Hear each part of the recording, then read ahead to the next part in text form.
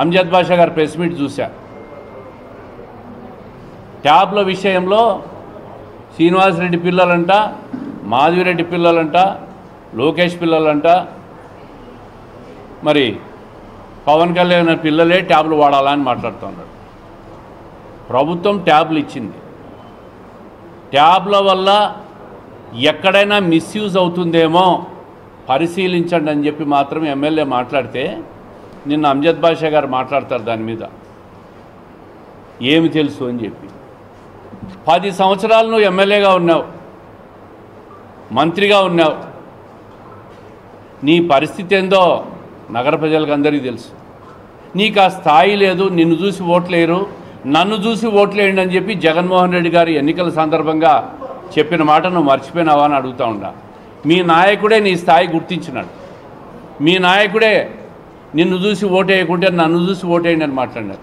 నువ్వు కూడా 6 నెలల తర్వాత నోరిప్పి విమర్శించే స్థాయికి వచ్చినావా భాషా గారు? నువ్వు మాట్లాడదాంట్లో ఏమన్నా అర్థం ఉందా?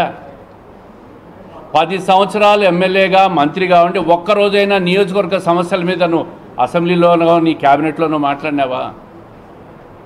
ఈరోజు ఒక మహిళా శాసనసభ్యురాలు వచ్చి నగర సమస్యల మీద అసెంబ్లీలో ప్రజా వేదికల మీద మాట్లాడుతూ ఉంటే జీర్ణించుకోలేక దాన్ని కూడా నువ్వు విమర్శిస్తాండవా? కడప నగరంలో నీటి సమస్య లేదని మాట్లాడుతున్నావు. వస్తావా నువ్వు మాతో? వస్తావా? 5 సంవత్సరాలు ఉప ముఖ్యమంత్రిగా ఉన్నావు, ఏమి చేసినావు నువ్వు? వస్తావా? వీధులు లేకపోదాం, నీళ్ళ సమస్య ఉందో లేదో ప్రజలు చెప్తారు. తాగునీటి సమస్య ఉందని మాట్లాడితే సమస్య లేదని మాట్లాడుతున్నావంటే నువ్వు ఈ 5 సంవత్సరాల మంత్రిగా ఉండి ఒక్కరోజు కూడా బజార్లలో బస్తీల్లో నువ్వు తిరగల. అందుకే నీకు తెలియదు సమస్య ఉందా లేదా అని. ప్రజలందరూ మొత్తుకుంటూ ఉండరు తాగునీటి సమస్యల మీద. ఆ సమస్య మీద గలమెత్తితే కూడా నువ్వు జీర్ణించుకోలేకపోతూ ఉండవు.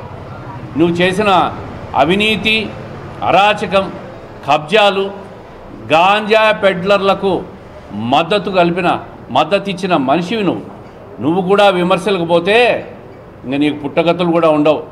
10 సంవత్సరాలు ఉన్నావు, ఈ 5 నెలలు నిద్రపోయినావా? ఇప్పుడు నోరు తెరిచి మాట్లాడుతూ ఉండవు.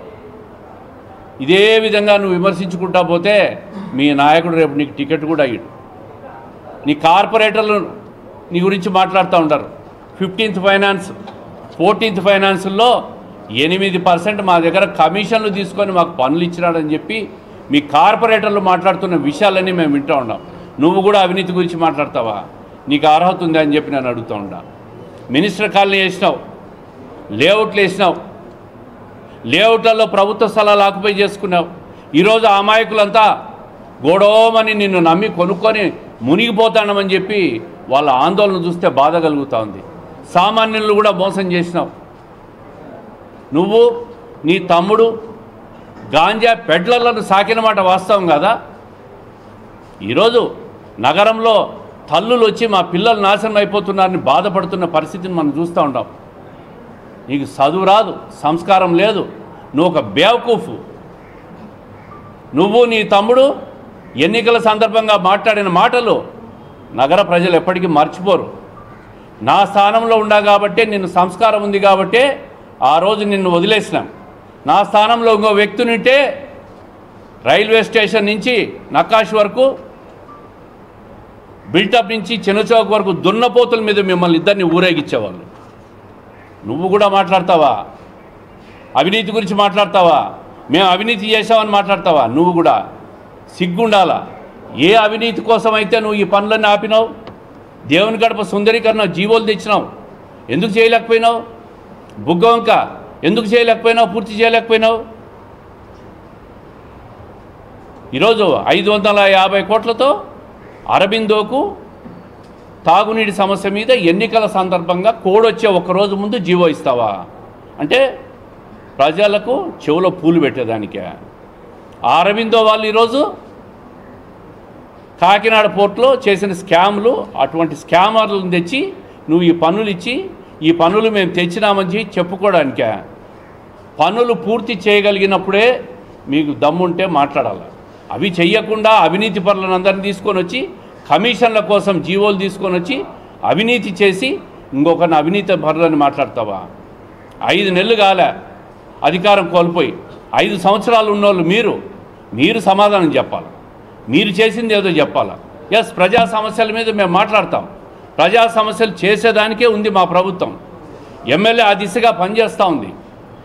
ఓర్చుకోలేక ఎమ్మెల్యే మీద మాట్లాడతావు. 14 నుంచి 19 వరకు నేనున్నానంట, నేను అధికారంలో ఉన్నానంట, నేనెందుకు చేయలేదని మాట్లాడతావు. ఇంకా 20 సంవత్సరాల ముందుకు పోయి కూడా మాట్లాడు. నీకు 5 సంవత్సరాలు ఒక హోదా ఇచ్చి డిప్యూటీ సీఎం ఇస్తే నువ్వు చెయ్యలేకపోయి వైఫల్యం చెంది నీ ముఖం చూసి కాదు నా ముఖం చూసి ఓట్లేయండి అని చెప్పి మీ నాయకుడు చెప్పినప్పుడే నువ్వు పనికిరాని వాడివని తెలీదా? ప్రజలకు అర్థమైపోయింది.